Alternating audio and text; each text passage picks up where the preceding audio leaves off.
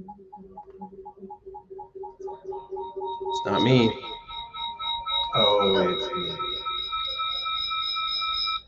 Sorry. Oh shit! That went all over the internets. Oh, are we live now? Yes. Hello. Why, hello, and welcome to issue 700 of Geek in the City Radio. I am your faceless host, Aaron Duran. I am your adorable co-host, Rita. I'm all right. I'm Cable Ashton. And we are coming to you live from the upstairs Guardian Game Studios. Yes. Huzzah. Yes. Sweet, sweet, dulcet tones of people playing board games. Yes. Well, dulcet's a stretch. They're playing D&D. Still not dulcet tones. Oh, is it D&D down there? I never remember what's happening on what night. Tuesday nights are open play role-playing games. People are encouraged to come in, sit down, play some role-playing games. Bring it with them, bring their crew. The Adventures League comes in and also hosts open play D&D, so people can sit down and play. It's D&D. Normally, we also do kids D&D nights, but because we are doing summer camps all summer, the weeks of camp, they take the night off. We're also taking the night off next week because it's 4th of July. So there are 3 nights in a row. Like the show's taking that off too. Oh, that's good. I do believe we agreed to that. Did we? Yes. I don't remember discussing it at all, but it's a national holiday. It is. Guardian Games will still be open, so you can come in and get your games. I do believe we mentioned a few weeks ago we were taking it off. I even think it says on our calendar. Good. No one is saying it's I don't think I didn't automatically assume that we were going to be recording. Because we all have, super patriotic things to go do. Super patriotic. I'm sure I can get like a free blooming onion or something. No, you get that on Veterans Day. Yes. No, I know. I know, because our friend of the show, Alicia, has invited me a couple times. I don't know if she does it so much anymore, but many, many years ago, she used to look up every chain restaurant that offered a free whatever on Veterans Day for veterans or for active members of the military. Yeah. I'm not going to spend that much time in the suburbs just for some chain food. And why would you? To be fair. I feel like they're doing more for you than maybe the U.S. I don't chain know, restaurants? Just this morning, I was talking about like how the U.S. government all the Iraq interpreters out to dry, hanging. And I know that there are a lot of people in this country who are also just being left with no help or resources, veterans. I gratefully am not one of them. I could even now, like with my healthy white husband and his good insurance from his nice job, would still be cringing at the amount of money that all of my health care, especially in the past like 18 months, would have cost. Mm-hmm. There were days where I had like 4 different appointments in the same week. Jeez. Yeah, the acupuncture, the chiropractor, the physical therapist / pain specialist. That's even getting massages for a while. Not to mention, then that's just the physical stuff. Like, forget about the upstairs business. Also, all of my drugs are very affordable. Good. Yes, they should be. Yes, for everyone. Everyone should have this level of access. Yes, and we would actually pay less under single payer, but that's a whole other thing. Yeah, let's not get started on that. The point is that I guess one of the lucky people who can't really grouse about the government taking care of me. However, well, they did break you, so I feel that's a fair trade. That's true. All of my problems are because of the government. Yeah. Well, not all of them. I'm sure you had some loose screws before the Army. Oh, for sure. That's a prerequisite. In no way, shape, or form, though, are you letting them off the hook? Or are you saying, well, because I don't experience that, then that's not true? Right. No. You're saying, I know it's a fact. I know that has happened. Mm-hmm. It's not my personal experience, so I'm grateful for my personal experience. but this shit is still going on, and I want it fixed. Mhm. So I appreciate that you do that. That is a prime example of using one's privilege to go, no, I have it great. Everyone else doesn't, so get on that. Well, no, if I was really using my privilege, I would probably be more of an activist about the situation that I'm acutely aware of. But you also still have your own things to take care of in a day. We all do It's true, I'm super busy with all my doctor's appointments. with your doctor's appointments. And you manage a household for an entirely separate entity that is not you and your husband. That is true. Yep. I handle shit for 5 people and 5 dogs. That's a 6 dog a people. person. Technically, it's 6 people and 5 dogs. And then I have to go home and still do all of those same domestic duties. So. Yeah, sorry I flaked on cooking more. You've also been very busy with your fun new job. Yeah, no, the job is great, but I went from having like freelance work and then writing to 40 hours a week freelance work and then writing. So I went from 35 hours a week to like 75. How dare you not cook for me in my house? Christian likes it. Even when I make it spicy. Actually, he liked the spice. Even a few times he would have this curry and he'd be like, whoa. It was so fun. Woo. I make it spicy for everyone. How much spice? What is the low end of Right, spice for Well, Christian? Christian and I are on very different levels, but Yes. it wasn't not spicy. Okay. No. It was like legitimately had some heat. Oh, good. Okay. I don't need the light anymore. Oh, that's true.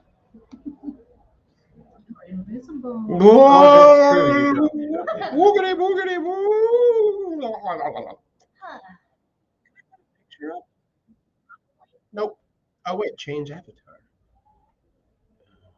Go from Aang to Korra. I mean, that seems like a natural. I'm leaving. Let's So see. what are we talking about tonight, guys? Star Trek. I like how you both answered me like, no, you don't. And I was just trying to segue us into the topic. That was a Well lovely done. segue. Star Trek. We're talking about Star Trek. Oh, and in case I already made the Twitter joke on Twitter, but I don't care. In case people are wondering why I am not on camera, it's because Logitech can make a controller that can survive at the depths of the Atlantic next to the Titanic, but they can't make a camera that isn't dog shit. Yep. Camera. Almost as dumb as billionaires. Oh, I thought the picture would be bigger. I thought so too. It's good though. That's a good picture. I did. I saved that one now. That's one of my go-to photos whenever someone complains about woke Trek. I use the Captain of the Serene Squall going mockingly like, oh no. That character is such an anime villain. I love it. Yeah. I love it when I look forward to her return Mm-hmm. because she's coming back. There is I don't no know. way she's not coming back. I don't know if they're they or a she. I don't remember how they refer to themselves. I think she is either a she or a they. Okay. I do remember like let's just It's Jesse James. What's her name? I just remember when like she got cast and it was revealed that she was, essentially playing a villain because they wanted to keep that secret till the episode, which makes sense. Because she doesn't start the episode Right. as a villain. But like she got a little critique from the community in that, oh look, it's another whatever, queer or transgender person, playing a villain. How cliche. And she was like, fuck you. Sometimes you want to relish in being the bad guy, and it was a blast. There was nothing cliche about her. What are some other examples of gay villains? It does happen. It does happen a lot.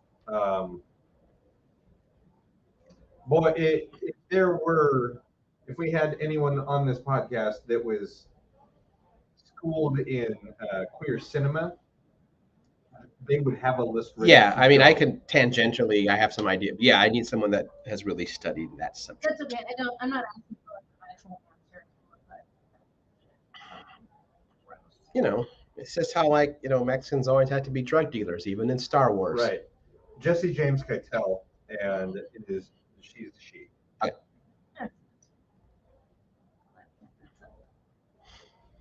Yarp.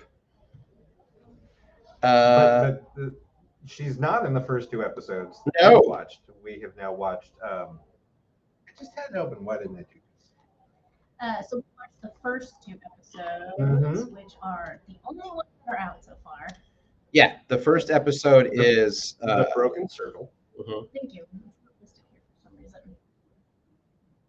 So Yeah. this one picks up. To Google. It seems like it's been a couple weeks since, like from the ending of season 1. I don't think it's been that long. I think it's only been like a month or so. Okay. Yeah. I think it hits 3. Okay. That makes more sense because like they've had time for La'an to have been her on leave a of whole yeah. another mission That's right. privately. Her leave of absence. Yeah, because she like where we pick up is where the crew was at the end of episode 9 of last year, not episode 10, because episode 10, Pike was just by himself and did that whole fast forward to the future thing. Yeah, his like the interesting. It was great too, but like the time travel version of A Balance of Terror. Yeah. It's like, this is what would happen if you had stumbled across that Romulan ship. You would have done the wrong thing and started a war. Full disclosure, I didn't finish rewatching season 1 before the new season came, so I don't fully remember how the first season. I also did not finish my third watch. The first season. But you do remember. The first season technically ends with the second Gorn episode. Yes. Hemmer dies. Spock undoes his conditioning. Yeah. So his emotions are at the surface. He goes like full Romulan basically. Yeah. And Captain Patel shows up to arrest Una. Yeah. Well, most of that I got from the. Yeah, that's how the season. From the previous leads. Yeah, episode 10 is technically the end of the season, but it was a bit of a it was more to address the whole Pike was thinking about trying to fix things again, fix his own personal timeline. Yeah. And future Pike showed up and went, here's the thing, don't do this. Yeah. And remember, it's not even because he wants to prevent his timeline. Pike's whole thing is no one dies. Because as we established in season 2 of Discovery, Pike is still dealing with serious guilt of the Enterprise not being there during the Federation Klingon War to help out. Yep. So he blames himself for every death that he thinks the Enterprise could have made a difference. Right. And that is what continues to plague the character, which we'll get to in the next episode. Yeah. Yeah. But in the Broken Circle, we actually get to see the effects of the Federation Klingon War on some of the Enterprise crew that weren't serving with Pike at the time, because they were in it. They were all in it for the most part. It seems very much like Una, Spock were not. Correct, because they were out on. Spock was in the same asylum, and Una and Pike were on the Enterprise. And they were out in a whole different. They were like out of range, which is established in it's a Discovery book, and the books are considered canon because they work with the TV writers to fill in kind of fun gaps. In fact, in the book, so you know that in the episode, the season premiere of season 2 of Discovery, the blue shirt guy who's real cocky and like tells Burnham, Burnham's like, you have to take these pods off automatic, like we have to pilot a manual. And he's like, don't tell me what to do, and he blows up. Yep. So in the book, when you first meet him, he's very timid and unsure of himself. And that one of the whole points of the book is they keep building his confidence up. And by the end, he's kind of a cocky asshole. Like, I can do anything. Yeah. Great. Yeah. So the Broken Circle does something interesting that once you watch the first and second episode of the second season, all of this makes sense, but they like the first episode. It's Una and Pike having a conference call, Mhm. like they're video chatting about what to do about her case. So he decides to go off world and go get her a lawyer. Right. And that's kind of it for them. Yeah, they're gone. The rest of the episode is everybody else, Mhm. which is like you just brought back your show and you sidelined the star of the The show, main character. Yeah, Right? but which But is great. because it gave other characters a chance to really establish themselves, which I felt they had great moments in season 1. Yeah. This one definitely. But given that the second episode is a courtroom drama, it makes a lot more sense that this was their episode 1. Episode Also- 2 was not expensive to make. Episode 1 was. Yes, it was. That episode, I feel like I know the plot is mostly driven by La'an's situation, Mm-hmm. but I think that the stars of that episode are Mbenga and Nurse Chapel. Mm-hmm. And we learned so much about them in I- that one episode. I feel like they.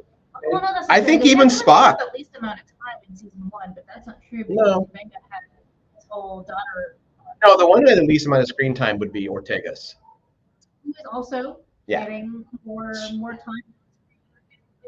That was Interesting. From what I saw online, that was the #1 request for season 2. They're like, we need more Ortega's being like, oh, watch this. Yeah, but like, I agree with that. Like, I want more Ortegas, but I also recognize it's like, no, her character, she comes on and says one line and walks off. You're like, wait a minute. She's Wait. their Garrick. Like, that was both an insult, a compliment, and you just told us something about yourself that requires backstory and probably liquor. What, like, things like, oh yeah, you never get involved in a Falcon Love Triangle. Like, why would you know that? Don't do it, because if you do, they'll hit you with a lirpa. Yeah. that scene from that episode Mhm. had like so much backstory potential. Yeah. And it's all still there, but that, and every time that, like, it's just fly the ship, make it do this, and then they cut to how the ship is actually flying through a thing. It's like, no, that's still Ortega's. And Yeah. every movement of that ship, that's Ortega. Yeah. And when you start going, oh right, that's because that's her lines. Her lines are piloting the ship. Yeah. So in this one, yeah, the Enterprise receives a coded message from La'an about a group basically trying to restart the Klingon Federation war. Yep. Like both sides, like Klingons and humans. Yep. How far away are we from that? Because that's Discovery season 1, right? Yeah, and it's hinted that the Klingon Federation war lasted roughly 18 months. Okay. We're probably about a year away from. We're a year out from. At least, maybe even 2. Okay. Yeah. Right, because the stuff that happened with Pike and Spock and the Discovery folks is still pretty fresh in their Yeah. talking about. Yep. Yeah. They're talking about. Okay. Yes. Thank you. Yep. Good point. That. Yeah. So they're trying to orchestrate a resurgence in that war Yes. by faking faking an attack on an Enterprise ship. No. No. A Starfleet ship attacking a D7 battle cruiser, Okay. knowing that ship would stand no chance against a D7 battle cruiser, but the Klingons don't give a fuck because it's on this planet where it's shared dilithium rights, and it's the Klingons' turn. Yep. To They get 30 mine, days on, 30 days off. which seems actually like a horrible plan, like Yeah, a what's logistics the setup nightmare. and breakdown, teardown for that. And also, like, it can't be the same site. I imagine it got to be other sides of the planet because I feel like Starfleet and the Federation will have a bit more safety measures in play for mining, and the Klingons don't give a fuck, as we find out 45 years later when Praxis explodes. Yes. So they don't really, not a lot of OSHA in the Klingon Empire. If they're mining from different sites, then they don't necessarily have to worry about tearing down and setting up every time they come and go. That's just my assumption. I can't imagine. I mean, I guess if they're worried about like sabotage from the other party whilst they're gone, I say Sabotage. nothing. Don't tell me how to say something. It sickens me. But what about Kandichi? How dare you? Wow. Oh, that was good recall. So yeah, La'an sends this message in, and of course, the Enterprise crew believes it because La'an doesn't. She's not one to give into hyperbole. She will not say like invasion imminent if she didn't fucking mean, or like war is going to be imminent. She wants to be like, hey, this could happen. She's like, it's gonna fucking happen. It's gonna happen. And I love that. And this actually leads into a lot of stuff we know about Spock in the future, where he's like, when he's talking to the senior staff, and he's like, well, the option is obvious. We must steal the Enterprise. And can I tell you, it doesn't happen a whole lot, but I love nothing more than when the crew steals their ship. Yeah. It's just a trope of Trek that I love so much. Yep. I love it when we're like, fuck it, let's take the ship. Woo! Space I cowboy time. I do appreciate that he went through proper channels. He went to Admiral April. Mm-hmm. April was like, I get it, man, but no, you can't. It is too big of a risk. With the information that I have, it's too big of a risk. And deep down, April's like, that motherfucker's going to steal the Enterprise. Well, Yep. probably not, because that is an emotional choice. The logical thing to do would be ask permission. You've been told no. Moving on. I guess that's true. That Spock has like disabled emotion block. Well, and I also guess that's true because I'm also thinking of the fact that years, almost centuries later, as a rule, with the exception of Enterprise B as we know it, as a rule, the command crew of any ship named Enterprise, no, even Archer, NX-01, there's just a thing that if you're the command crew of Enterprise, I feel like Starfleet brass is like, okay, we gotta keep a fucking eye on them.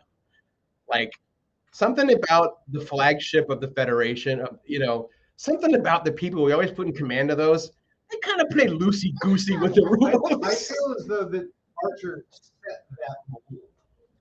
Right. The whole thing of like, man, if you're commanding the Enterprise, do whatever the fuck you want. You know what you can say?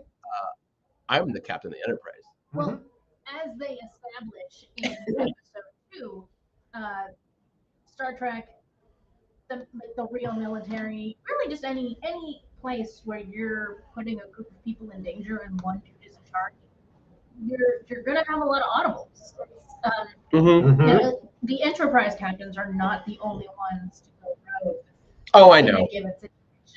It's part of the job description, really. And can you imagine giving Cisco an Enterprise? No, it's a giant gun with the. That's true. We gave him Starfleet's version of the A-10 Warthog. Yeah.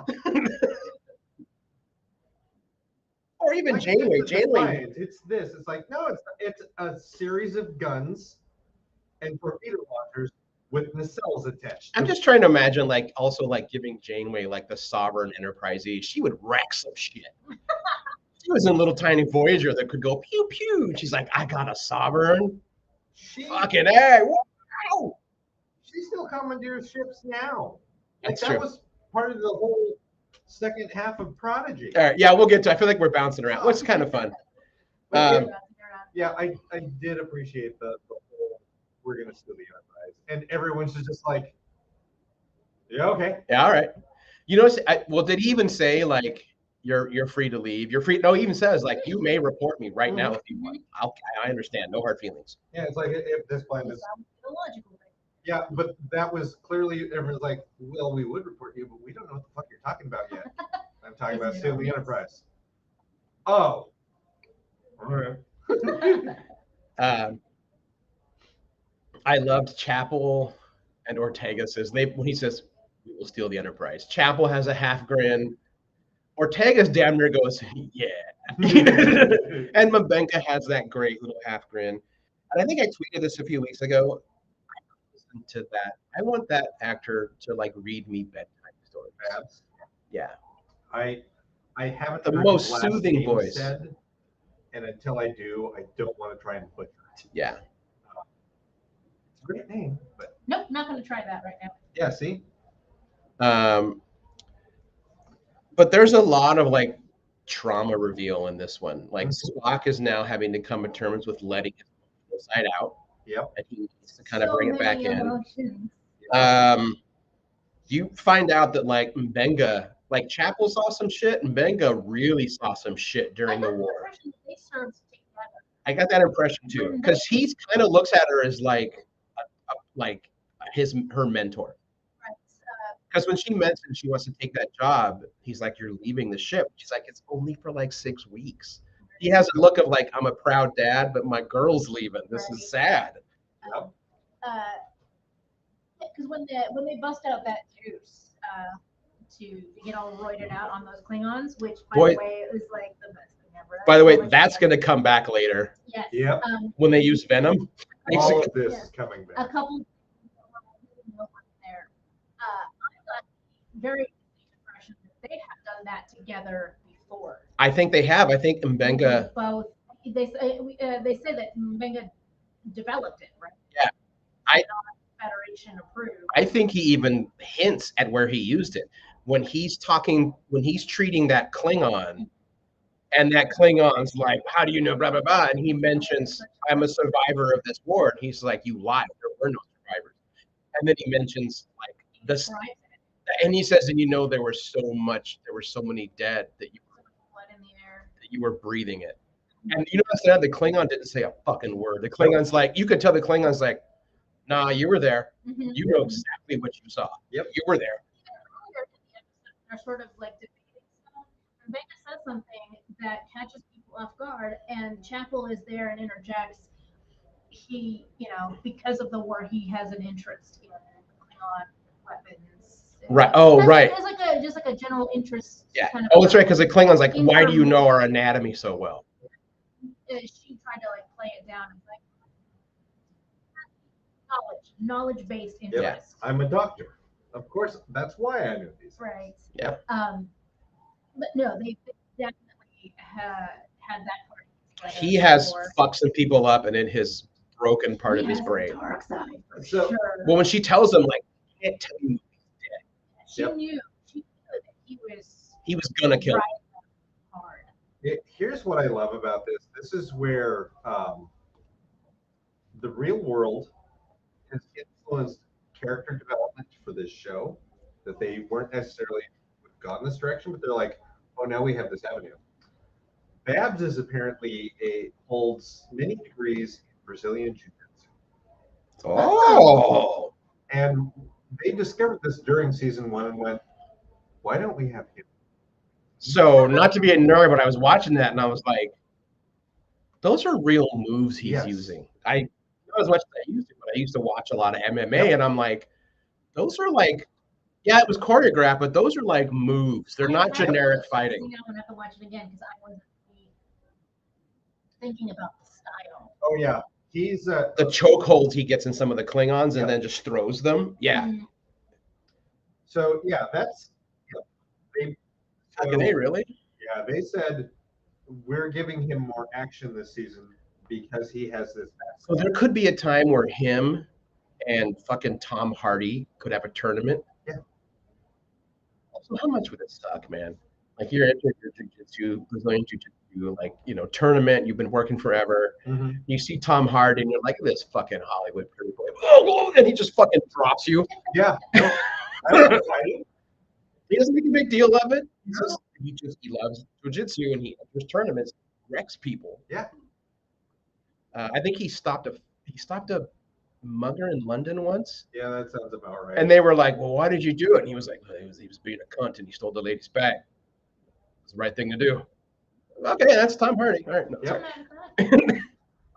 Jess Bush, on the other hand, does not have martial arts training. Mm-hmm. So all of her stuff was step work.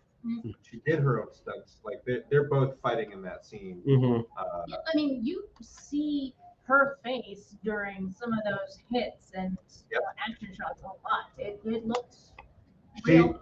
like she's been interviewed talking about the fact that she's like, it's great. Like we get to spend 2 days just hitting Klingons and like I- we're essentially just play fighting for 2 days. I kind of feel like ever since the first John Wick movie, if the actor is like healthy and in decent physical shape, they're like, do I have to have a stunt person for certain fights? Like, I'll just go to longer fight rehearsals. I kind of want to do it. And for some, the answer is going to be yes. You see the insurance person over there? That's why. Right. Right. Yeah. Depending on the difficulty and the risk factor. What's like the interview Keanu? He's like, yeah, the running, punching, like shooting, stabbing. That's me. The guy that gets hit by a car, that's my stunt double. Yeah. Like that's the guy who's been trained to take a hit from a car. Right. Yep. There's some stuff that you can't really just Yeah. Single. for one scene. Oh, watching that in the theater just made It's painful. me ache. Um, Oh man. Anyway. So I really love Spock's emotional journey in this first one. Mm-hmm.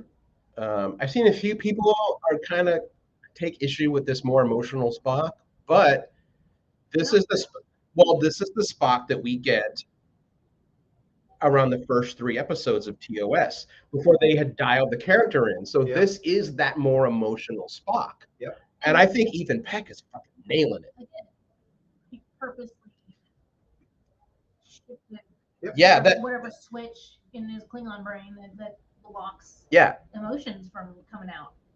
And you see him make sense at all. Right, and you see him barely holding it together. By the way, there's gonna be spoilers. Duh. He's barely holding it together when he's on the bridge. And Ortega's is like, we need to shoot. We need to shoot now. And he's like, not yet, not yet. And you see him start to like get red eye, like one tear, and he's like, and he almost cries and says, fire. Yep. Yeah. Such a good scene. That was fantastic. Everything about that, like the tension of that scene was palpable. It really was. And then the moment they get that beacon on the bridge, he is out of his seat and almost halfway off the bridge before he even like gives a verbal command because he's really upset. Yeah. And they did almost die. Yep.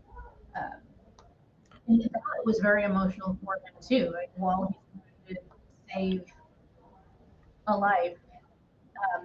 And that scene, kind of gives me one of those like little iRobot moments. If he were in his logical mind, who would he have gone for first to help? Yeah. I mean, luckily enough, Mega was more or less fine for the circumstances. And then, back on the planet when he's like Klingon's like, I will not until I see him in the eye. And the Klingon, you drink blood wine? And he's like, yeah, I've been known to. He's like, you're a different kind of Klingon. They're a different kind of Vulcan. Vulcan, sorry. And I will love when they have the first one, he says, you're not like a Vulcan I know, where he's like, indeed. But it's Spock holding a tankard of blood wine, just goes, yeah. And then of course there is like the newest member of the cast. Okay, good. So goddamn, Carol Kane as Commander Palia. Speaking of people making comments about how uncommon of a Vulcan Spock is. Well, I love it. She just says out. She's like, you were an uncommon. Well, first she's like, you can always count on a Vulcan not being able to lie. She's like, looks like someone is intentionally making it look like a warp core breach. You're in danger. I taught a course on warp core breaches. Do you not know that is? Are you suggesting that we are stealing the Enterprise? Oh, I'm flat out saying you are. And she's like, I want to go. But what is it like? Especially the son of Amanda Grayson. Yes. Which was cool. Yeah, and that immediately is like, wait, what? You know my mom? Are you gonna tell my mom about this? Also, that's the fun thing. I love that and this was also the case in TOS, even though they didn't make it explicit. Vulcan is a matriarchal society, so when they get married, often the husband takes the name. Mhm. Sarek didn't because he's an ambassador and he's just Sarek. Mhm. But that's why Also, she's he's not human. For that kind of human. right. And they've always said, and they're like, Spock, what's your last name? And he's like, you cannot pronounce the Vulcan. Mhm. You can't pronounce it. Is he the only character who's never been given? Sarek. He's always Sarek of Vulcan. Mm. And she who is my wife. Hurricane is a goddamn treasure. Yep. And the Mhm. last thing that I know of her having been in was Unbreakable Kimmy Schmidt, which I did really enjoy that show and Carol Kane's performance in it. But she's just this side of a garbage person in that show. And it is really nice. It's delightful to see her cleaned up. She's still beautiful, and the character is smart and funny and energetic. It's a perfect role for her. Yeah. Yep. And as an actor. and I can't tell if It that's was just written for her. yeah. I It love was. I love that so And much. I can't tell if that's just Carol Kane's voice that she's gotten older. It is not. So when I heard it, it sounds like if Simca from Taxi got older. I was like, that's the voice you used in fucking Taxi. Sort of. I was like, I heard. I'm like, this is an older. It's an evolution of that voice, is what I personally heard. So here's the fun internet theory that's going around. Is that based on, so they introduced her as a Lanthian? Yeah, Lanthian, which is Lanthanite. Lanthanite. Yeah. Lanthanites we're now just learning about them, but they are long-lived, nigh immortal beings that resemble humans and can pass as human and have been Hiding in plain sight hiding in plain On sight on Earth. Earth, Mhm. for presumably centuries. presumably. I'm sure they said exactly how long it's been. I don't No, think they it have said not. that. No? Nope. Okay. So the theory is that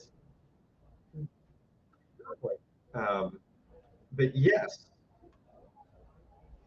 Commander Pelia is Simca. Oh, that And- she just is Simca? Yeah, and for that matter, every fucking character Carol Kane has played that is a real world character from Taxi forward, which would also be her character from Kimmy Schmidt. Unbreakable Kimmy Schmidt. And The Princess Bride. No, because that's not real world. That's a fantasy tale Oh, that's right. Right. from a book.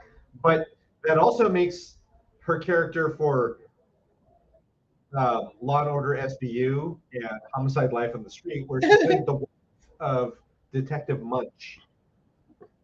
Oh, shit. Yeah, Which So that- makes her connected to every show ever made because Right. she was married to Munch. yeah. So that she's in like 3 episodes, but like I looked at her IMDb, I'm like, this links way too many shows to Star Trek. Also, someone to mention, like, well, that means Lanthanites must be a Federation member race. No. They pass as humans. Yep. Because at the end of the episode, she says, your mom was the first person I came out to. And only Uhura was like, that accent. Yep. So Uhura was like, you're Lanthanite. Because Uhura is like a master of linguistics. Yep. Yeah, she can figure out by your fucking race, by your accent and your Yep. dialect. Of course you can. Of course you can. I love the fact that she's playing Pelia as if she's 5 steps ahead and 2 drinks away. Yeah, that's accurate. Mhm. That is an accurate assessment. What does she say to Spock? 2 drinks in and you get all personal. Yeah. I love how her mundane suggestions of like stealing the Enterprise, everything comes off as like seductive. Her Like whole her first whole scene. first scene is like, let's steal that flat. What is she calls him? She- Does she call him Flyboy? something like that. Yeah, no, she literally made that whole scene sound like a come on. Yeah. I love it. I love Yeah. it for her. Also, her outfit. Not that Paramount is making smart decisions when it comes to Star Trek, but her little engineer's belt and Oh, like yeah. side bag. Yep. I want one. Star Trek fanny pack. So great because, as we've seen, Star Trek uniforms up until TNG, unless you have a doctor's coat, don't have fucking pockets. Yeah. So you have to wear belts. And it's a Liefeld future. There is, yeah.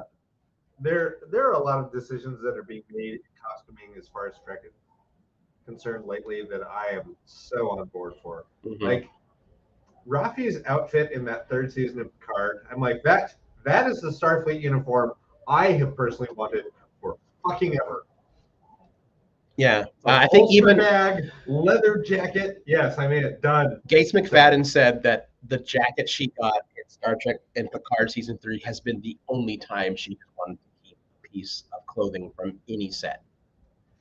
And apparently they did let her have it. Good. Nope. It's nope. Season 3. You were right to look up season 3. And I just love when Spock's like, when she's like, do you know what's like the worst thing about being very immortal? And I love that line when he's like, you must watch loved ones die. And she's like, no, that's everyone who has half an open heart must go through that. Yeah. She's like, it's bored. I'm bored. 5. There. So I am super excited for more of her. Yeah. You know? I cannot wait till we get Pike and her in the same Oh, scene that's together. Right. They haven't. Yeah. Yet. She wasn't in that second episode at all. was No. she? Nope. No. They got her down as a recurring character. I had really hoped that she was going to be Well, another main character. yeah, well, like Hemmer wasn't in every episode. Yeah, Hemmer didn't show up. He didn't show up in every one of them. But when they brought Tig Notaro onto Discovery, Mhm. they made her a regular character. But not on every episode. No. I think that's how we're gonna. But she's part of the crew. Of Yeah. The, is what I mean. I think Palea is going to become crew of the Enterprise. Yeah. What I'm looking forward to is that, like, in my head, that meeting between her and Pike is, who the hell are you? It's like, oh, I'm your new engineer. That's not how that works. Okay, I'm going to engineering. Bye. Yeah. Like, wait a minute. Who was that? And Who's running my And I love engine? the idea of him looking at Spock and being like, Spock, Captain, I believe she said she is the new chief engineer of the Enterprise. And I can imagine Pike being like, in a weird way, I imagine Pike like fucking Han Solo in Jedi when he finds out Luke, or when he finds out Luke's a Jedi. I imagine Pike being like, man, I'm gone for like a week. Yep. What happened? I was barely gone. It was great. Yeah, everyone. Well, the actor's not going to be gone though. He said he's back to season 2. He is. I remember there was complaints about like, oh, the first like disabled character on Trek, and you removed him, and the actor's like, I knew from casting I was dying in episode 9. Yeah. And, okay, but shut up. I'm in Star Trek. It was. Yeah, I love that his response was always like, I know I was dying.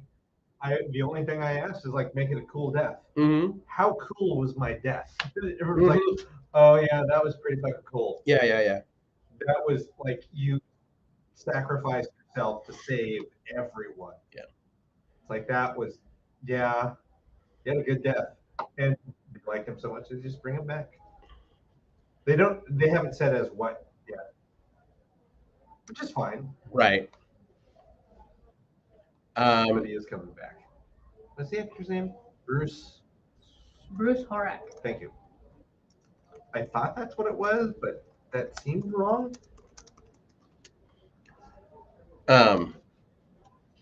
So yeah, and then I just think, I mean, that kind of wraps up episode 1. I mean, it was a lot of fun. Yeah. Had fantastic emotional beats. Yeah, I mean, we know that Chapel and Benka don't die because they both appear in the original series. Yep. Mm-hmm. But even so, like, I felt worried about them. There is a way to write a high stakes situation for a character you know is in a different piece of work. Right. Yeah. Just because we know they live, it's like There's still a bunch of people on the ship that I don't know what they're based on. Because also there are things worse than death. Yeah, well, I mean, but we both know that Mbega and Chapel are, for the most part, unharmed because we've seen the TOS. I do appreciate that this is also the first time that we know Dr. Mbenga's first name. Mm-hmm. He's Dr. Joseph Mbenga. Yeah. Which I don't think that was ever said in No, TOS. it was not. So that's great. To have Nurse Chapel Christine refer to him as Joseph. Just yell at him like, Joseph, you've got to. Like, good. Like, thank you for continuing to do this. Before we wrap the conversation on this episode, I did want to point out that one of the things that had people really weird about Strange New Worlds specifically was that it was going to be more episodic. Mm-hmm. But we're definitely moving into some continuity stuff with the Gorn, right? We dealt with the Gorn a couple times in season 1, and now they've opened the season with this sort of Damocles situation that no one knows about. Right. Yeah, it's gone. Continuity. Yeah, well, I mean, you can be episodic, but still have themes that run through. Like season 1 did that, season 2 is going to do that. Right. No, I mean, I don't mean it as a bad thing. Right. It was just something I noticed. I assume season 3 is going to have that because they've officially greenlit. But as we'll get to later, I don't fucking trust anything Paramount's saying right now. Right. So, yeah. Yeah, and that, leads us right into episode 2. Yeah. Ad Astra per. Ad Astra per Astra. Or Ad Astra per Astra. Thank you. To the stars through hardship. Yeah. Oh my god. Who was it that was pointing out, like, man, Star Trek is really good at the courtroom procedural. And they're not wrong. No, Star Trek does really good courtroom shows, episodes. Measure of Man. Oh my god. Well, there was Court Martial in TOS, which was good. Yeah, Measure of a Man, The Drumhead. DS9 had that one where Worf's wanted for murder by the Klingon Empire. Remember when he like that split decision, he destroys what they think is a ship full of civilians. The one at the end, even though he's found innocent, like Cisco corners him in his office, is like, you're gonna command that ship. Like, I can't have you can't say it was a decision that I made in a split second and I worked on instincts I didn't think. He's like, you're gonna sit in that chair. That answer is not acceptable ever again. So I love that he's found innocent. Our Star Trek father was still like, you have disappointed me, Worf, son of I don't think Voyager ever had a courtroom. The closest thing they did was when they were trying to decide whether or not the Doctor was sentient. Right. And they whiffed that one. Yeah. Did they end it with technobabble? Voyager whiffed it? What? I'm trying to be a lot kinder to Voyager these days because I keep looking back at it and going, there are parts of it that were ahead of its time. Mm-hmm. That it is getting the due, and the characters themselves and the actors that portrayed them should be getting all of their due. No, all of my what's the word? Ire? Yes, we'll go with ire. Mm-hmm. All of my ire when it comes to Voyager is specifically aimed at the producers / network. All of the people who were like, no, we can't do that, do it this way. I don't even blame the writers. No, the writers were hamstringed. Mm-hmm. I mean, that was always my frustration because of Berman and Braca calling the shots. Voyager really paid attention to be like the distilled vision of it. Like, we are going to explore every week. We want to get home when they we will maintain Starfleet's ideas at any point. Doing transmutation.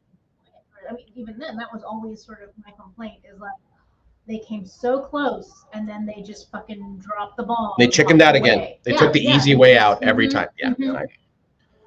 Like they conveniently made it that as the show launched, Tuvok had just done his Ponfar, Oh, right. Yeah. and I'm like, you could have had an amazing episode where like he needs to go through it, and the only person he fucking trusts is Janeway. How does that change their relationship? You know, there was just, and he's married, so but it was still a thing. He's like, if I don't do this, my Vulcan blood will kill me because we're like space salmon.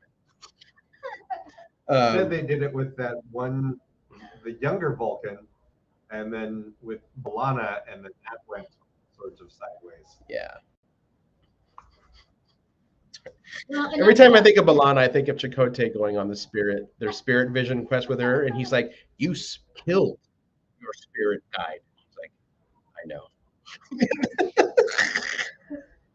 I mean, that's in line with the Klingons, because the Klingons are like, "We killed our gods. We found them to be more of a nuisance." Yep. Anyway, yeah. This courtroom procedure absolutely blew it out of the water. Oh my I god. do want to point out, I think most people will agree, there is the scarcely veiled, like allegory of Star Trek where you're like, this is so obviously about X, Y, Z. And then there's not even trying. No. And I'm not mad about that at all. Because they did such a fucking good job. That episode had me bawling. Yeah. As we learned in This is a bonk bonk on the head episode. Yeah, in the season opener, the first episode of last year, Star Trek has gone right. Americans no longer understand subtlety. Mm-hmm. Hit them over the head. Yeah. And they did. And I feel like with this episode, it doesn't lessen the impact of it, No. but I feel like in this day and age, especially in America, if you consider yourself any member of a marginalized group, you saw yourself in this fucking episode. Mhm. You know, there was just, yeah, I teared up the first time, and I mean, I cried the first time, I teared up the second time. I feel like this is going to be an episode where I will kind of choke up every time I watch it, especially that interaction towards the end between Una and her attorney. Yeah, Una's time on the stand. Oof. Yeah. Like she hit. It was like a checklist of Streetcar. of persecution, Mhm. and then like they hit every single one. I lost it. It's no. This is like Cable's right. This is Americans don't do nuance anymore. They're unable to process nuance. We're going to slam you over the head with this one. And I still like that. I like it when a Trek show reminds you that, for the most part, life in the Federation is pretty fucking great, but it's not perfect, And it still has old. And it stands to reason this will be an old prejudice, like the scars, and they've really kind of dialed that in for a while now. The scars of the eugenics wars, they scarred an entire species, not a culture. It terrified an entire species. Yeah. So you can get it, but still not agree with it. You're like, you guys should be better than this by now. Yep. But you can understand where the fears come from. Well, that's what they pointed out, right? We worked so hard to protect from this that the pendant has swung the other way. At some point, like, protection becomes hurtful.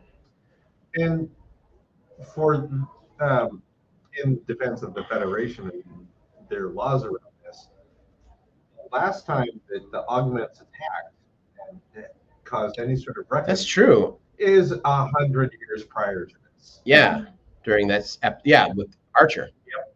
And also because of Enterprise and because of augments. That is, the canon is that augments and experimentation with genetic manipulation is also why there's an entire percentage of the Klingon population that is actually not treated very well. That's why they're given their own ships. They do not mingle. they have it might be augment, but they have Earther blood in them. They are not pure Klingons anymore. Yep. Is the thought. Yeah, it had so many like powerful scenes, but it was also not without its humor. I loved watching Becca and Ortega's. First, I love Ortega's like she's like, look at them over there. Like I agree with you. I agree with you. That is the only logical. Two Vulcan buddies. Yeah, she's like, I agree with you. That is the logical course. It is regrettable. Yep. And Ortega's is like, or Mbenga's like, you don't see it. Those two hate each other. What? He's like they suppress their emotions, but you can see it in their body language. Mm-hmm. I'm only disappointed that like if you have this left shoulder. I feel like Mbenga is one of those teachers that wants you to discover on your own, and then he will talk with you about it. But the best part of that is when Spock comes over and he's like, "I'm sorry you had to witness that emotional confrontation." Like, I apologize that you had to witness that. This is something like, out of all of my father's associates, he's the one I hate the most. He's the one that brings out the worst in me. Yeah. As he walks away, just both of them laughing, and Mbenga looking at Ortega's like, I just love Spock. I'm very sorry you had to see that emotional outburst. Yeah. I did appreciate the humor of that scene. Mm. That was well done. It was kind of a nice, needed moment because things were going to get serious really fast. Yep, and they did.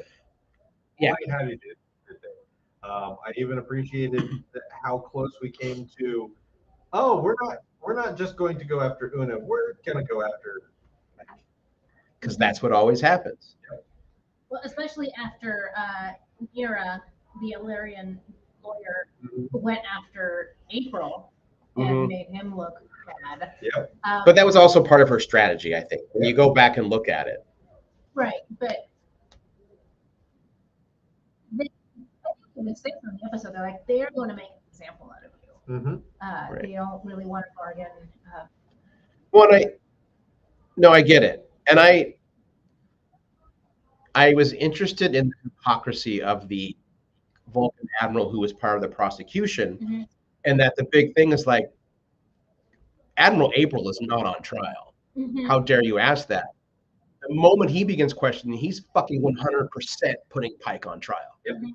Yeah. I also really appreciated that Pike's girlfriend, I don't remember her name. Captain Patel. Okay, she kind of is the lead in terms of like being in the courtroom and cross-examining the witnesses and all. But as the episode as the trial progresses, you can see that she's less and less on her own side. She didn't want to be on that side of this case to begin with, right? But at least in the beginning, she's really trying to do her job, right? Because she what is needed, whether she likes it or not. But slowly, you see her really switching sides and thus not taking her role quite as seriously, to the point where that Vulcan guy is like, you gonna call them out? You gonna object or what? Because she's like just so sucked into this story. And she's not wrong in the beginning when she says all the things she had to pull. I mean, from a legal stance, if you don't want to deal with the law itself being unjust, when she tells Pike, like, this is a good deal. Like, on paper, from a legal stance, it is a good deal. They're like, no jail time. She'll just be discharged, like dishonorably, but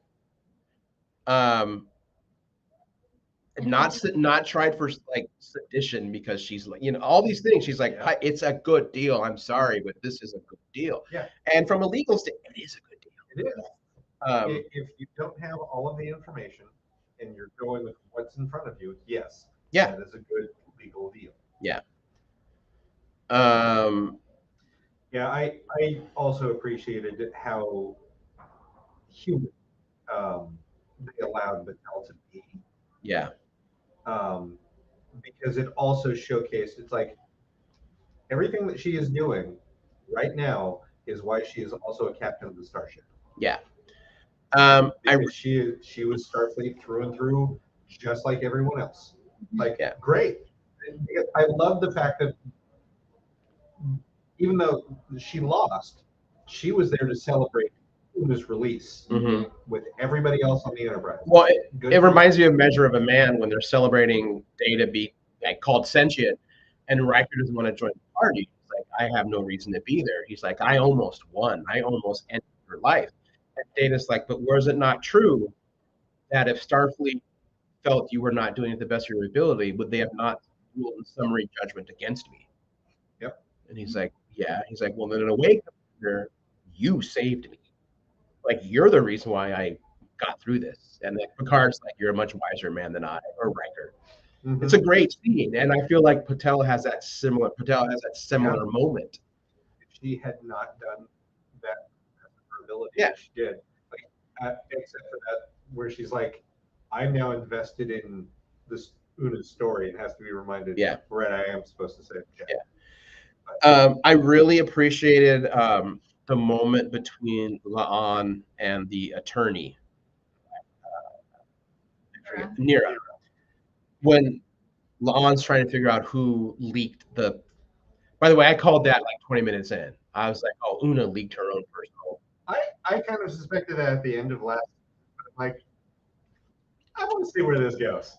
I kind of thought because she's terrified of dragging Pike down with her. Yeah. Yeah. Once he knows. Once people on the ship knew that's a Yeah, because you could argue that Chapel and Mbenga knew too, because they would have looked at her moves after that episode and like, yeah, you're not. Yeah. As long as no one knows your secret, like everyone gets plausible deniability. Yeah. But the moment other people know, now it's not just you. Yeah, but I love that moment when she revealed to Mbenga. Not directly. People should talk directly. When she told directly was Pike. And La'an. Right. Right. But I love that moment though between La'an and Nira, where Nira's like, "You're mad at her," and she's like, "Yeah, I am." But not for the obvious. It's because La'an is still carrying this shame that she is a descendant of Khan, and everyone looks at her like, "When are you going to do it? When are you going to be a fucking, a Nudian Singh and go all like it's in your blood?" Like, even though she's never maybe been told that, she's internalized that it's almost like a poison inside her. And now she's got a friend who she has opened up to as a young person because Una saved her. And so so La'an sees Una as like the big sister who protected her.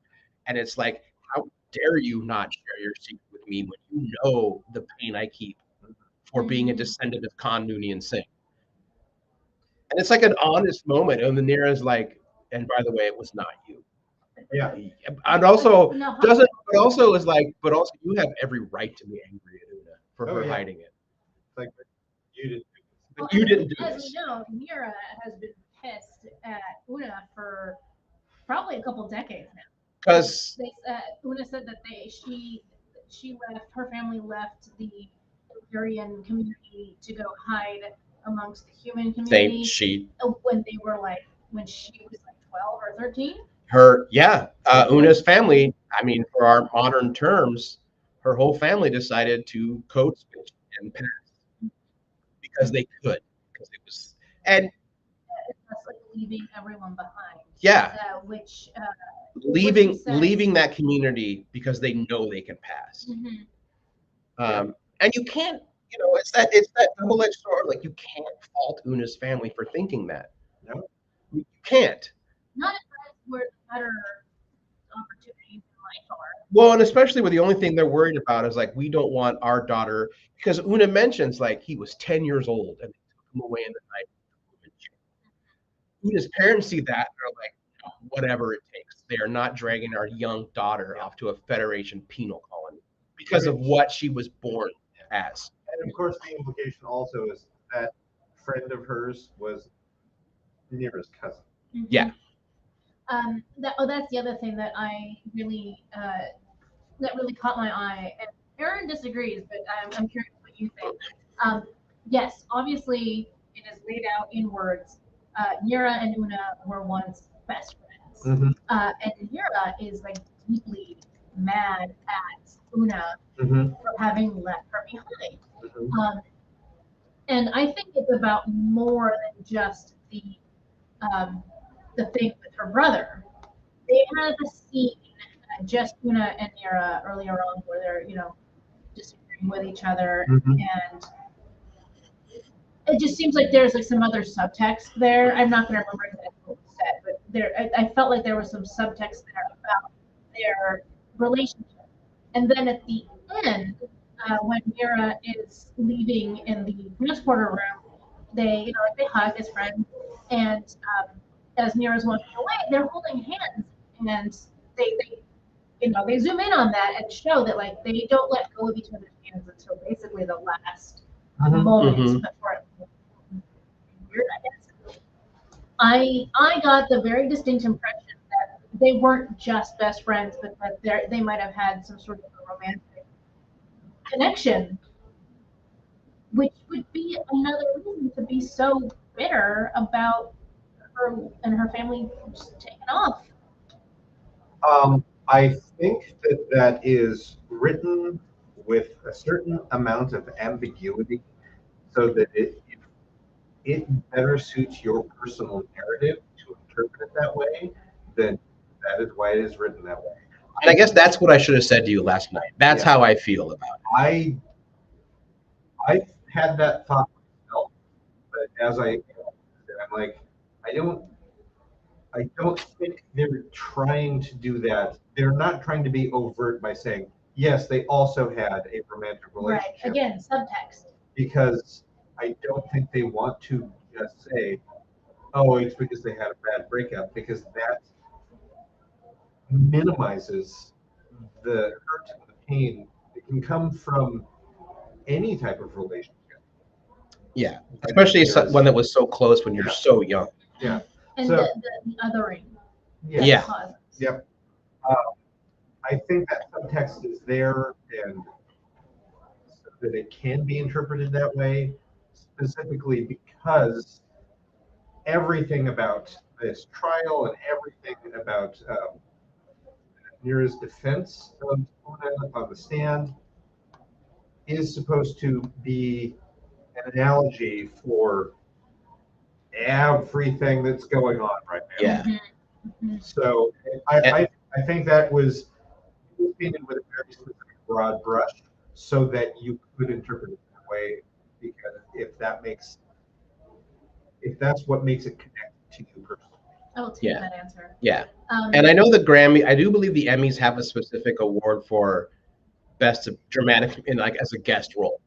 And if Yetide Bagaki does not fucking win that, Yetide, sorry, if she does not fucking win that one, she just is devastating in this episode. So good. So I watched the Ready Room yesterday. I need to remember to start watching those. Write that down. So that's how I knew the stuff about Mabenga, about baptism. And then I just watched it yesterday for this episode. So that's how I know how to pronounce it, Yetide. They were all on. It was another one of those castings where they're like, "Are we really getting her? Right. Okay, great. How did we find?" And then she came on set, and all of her scenes were with Rebecca Romaine. That's when Rebecca found out. It's like, "Oh no, you're a Trekkie. You're is she a Trekkie? She's she's another hardcore Trekkie because Fantastic. like Rebecca Romaine is very much a hardcore Trekkie. Yeah. And she's like, yeah, I've always done this. And she starts talking with Yetide, and it's like, fuck, you're pulling out TOS stuff I don't know. Who are you? That's always cool to hear. Yeah. You know. And that's the thing, is that is the new people just keep showing up going, no, we want to be on Star Trek. Right. Because it's why I'm where I am today. Like I became an actor because of Star Trek. Well, I mean, we're getting into a time where like pretty soon no one will have been born without there being Star Trek in the world. Good. Yes. I approve. Yes. That's certainly a lot better than people who have been alive less time in the Iraq occupation. Right. Moving on. I had a thing that I was going to say. Oh, still on Mira, and like the whole like dynamic she has with Una. Um, she has quite the arc for a single episode, right? It goes from like not returning phone calls and refusing to even meet with Pike to agreeing to take the case, but she's just going to use it as a pedestal for a bigger, more global issue, being like the treatment of Americans by Starfleet / the Federation. And then Una calls her out on it. She's like, "You're just gonna fucking sacrifice me. It's not about my case. This is just you being opportunistic." Although arguably opportunistic for a good thing. Yeah. And then ultimately she throws that that case in her head to like really make it deeply personal. Sort of. Save her friend. She is like the most sought after civil rights lawyer within the Federation. Like, this is specifically within her wheelhouse. Yeah. Right. I mean, you can argue that she still has set a very significant precedent by getting out of this. I mean, getting her off. I hate that phrase. Now there is a precedent for other Illyrians or people from any. Yeah, that's the depressing thing is all the other shows that we've watched so far, that law is still in place. The augments. Yeah, I mean, Val can't be part of Starfleet if Prodigy takes place between Lower Decks and Picard. Yeah. Well, they can't retcon everything. They can't. But but it shows that like they still have not been able to reconcile with it. Yeah. Where they have not addressed this yet is Discovery. Right. Which means there's still an opening for them to go, oh yeah, it was after this period of time that we went, now fuck this augment law. Yeah. I can see that. So there is a place within Discovery's continued storyline where they can go, oh yeah, no, after this happened, and after this happened, then we did this. I also like that this still established that Starfleet has trial uniforms, not just dress uniforms. Because the costume designer, they said, like, we studied the menagerie for days. And that's why these trial uniforms look this way. It's from the menagerie. Those uniforms are so good. They're so good. They are so gorgeous. They're so special. I mean, I'm also always going to love the casual green captain's tunic. Yeah, but everything about the costume of the show has been it's just so good. Yeah. So on point. Oh my God. I think it's intentional that the Vulcan admiral who's working on the prosecution side looks a lot like the very cold and distant Vulcans that we saw on Enterprise, and when we see him eventually in the motion picture, the ones that have embraced Kolinar, like very even the way they speak is very measured. It's although I would argue that Vulcan was showing some emotion to drive his point home eventually. Yes, he was. You can perform emotion without necessarily feeling it. All I'm saying is if Kirk was there, he'd be like, Admiral, that sounds angry. Are you angry? Yep. Perhaps that means you're not fit to do As a couple of other bits of trivia, I appreciate that the Tellarite judge on the bench is the same actor that plays Linus the Saurian on Discovery. Oh, really? Nice. Because That's cool. I looked him up on IMDb, and the picture for his IMDb page is like great. Also, the Wait. courtroom is. Did he have speaking lines in this episode? Yeah, he's Yeah. had a couple things. He's had a couple things. Because Linus doesn't speak, right? Linus has had a couple. He's had a couple lines when he sneezes and he says like, very sorry, 6 sinuses. Yeah. Well, he says like 6. I remember that Their- scene. Their species have like, It's funny. I don't. yeah, he has a line, It's and he super- says like, I'm sorry, I have a cold, and he says it must be rough, and he goes, 6 different sinuses, like, or 6 different nasal passages or something. He's like, he speaks in season 3, which means that's when I think the actor got a SAG card. Mhm. he made it. Did he not act before? Oh no. And Usually, you can't have SAG credentials if you're like just an extra, like that's why, or if you're not credited. like Morn from Deep Space Nine for years, he never said anything because that actor did not have a SAG card yet. I think when he got a SAG card, they still like It became the bit. it became the bit. Especially the bit was like, why were you out so late? I started talking to Norn. You know how he gets. Yep. Never shuts up. Yep. Wait, I'm having like a chicken and the egg moment here. You have to get your SAG credentials before you can have. So there's, A speaking role. well, not necessarily. You can have a couple of short speaking roles before SAG is like, you need to now join. You can do a few to kind of get started, because that becomes a catch-22. You can't have a decent role without a SAG card. You can't get a SAG card. So You're not working.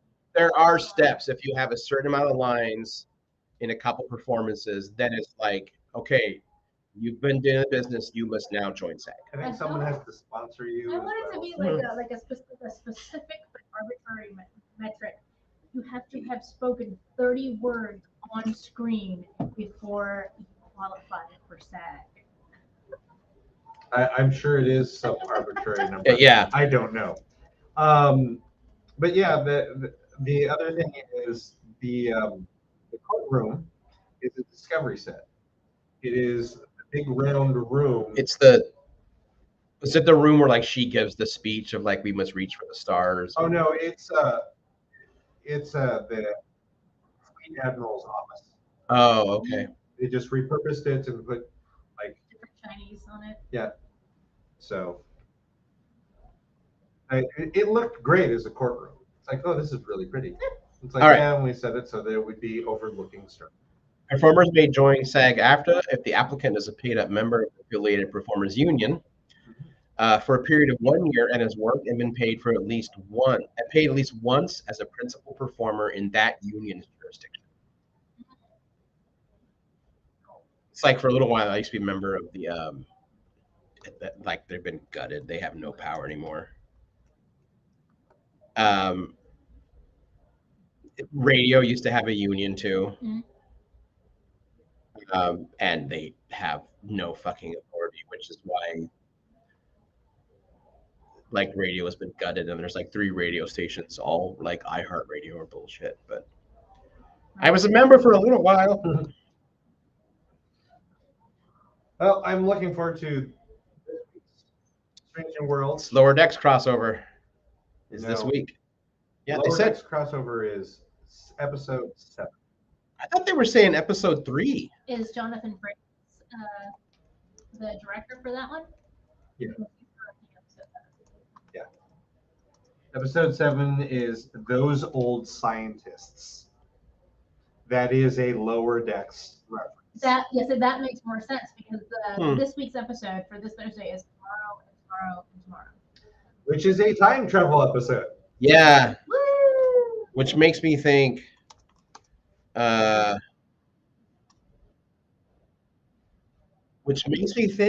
gonna tie into Tomorrow Was Yesterday. Sort of. It does guest star James T. Kirk. Right. But it's yet much like episode 10, it is an alternate timeline version of Captain Kirk. So is this one? So it could be. So this could be one where Kirk got stuck in the 1960s with Tomorrow Was Yesterday. I don't know. I know that the principal character that's being time traveled is La'an. Okay. Huh. So she's being paired up with Jim Kirk Right. for this episode. It's gonna be fun. Yep. Mm-hmm. Should be fun. Tomorrow and tomorrow and tomorrow. But yeah, the Lower Decks episode is episode 7. Okay. I don't know why I thought Those that. old scientists. Yeah, I think Jack Quaid was promoting it on a podcast a few weeks ago, and they're like, I don't want to get everyone's hopes up. This, like, I'm here to promote this episode, which is weird because, like, it doesn't come out until August. I'm sorry. It's going to be good. Those old scientists. Well, we should probably start to wrap up here. Yeah. Do we want to talk about? Because then we'll just end the episode angry. Yeah, let's not. People know the news about strategy.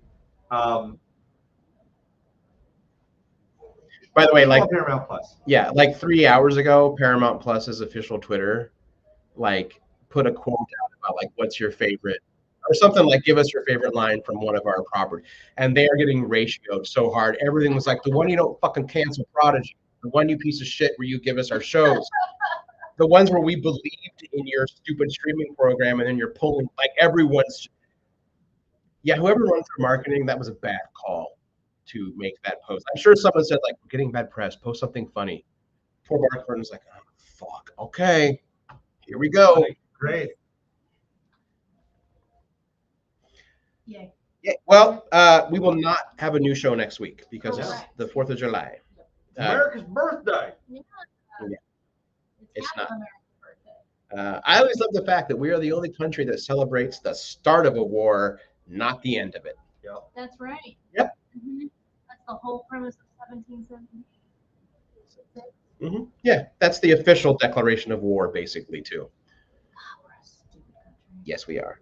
I will be in Denver the next few days over the weekend for the Fan Expo Denver. So, if So you're Colorado listeners, yeah, I'm there in the pro area. I will have single issues of Season of the Bruja. I will have the trades. Those comic book shops are out. They're out the distributor, and allegedly the reprint's coming in August, but who knows?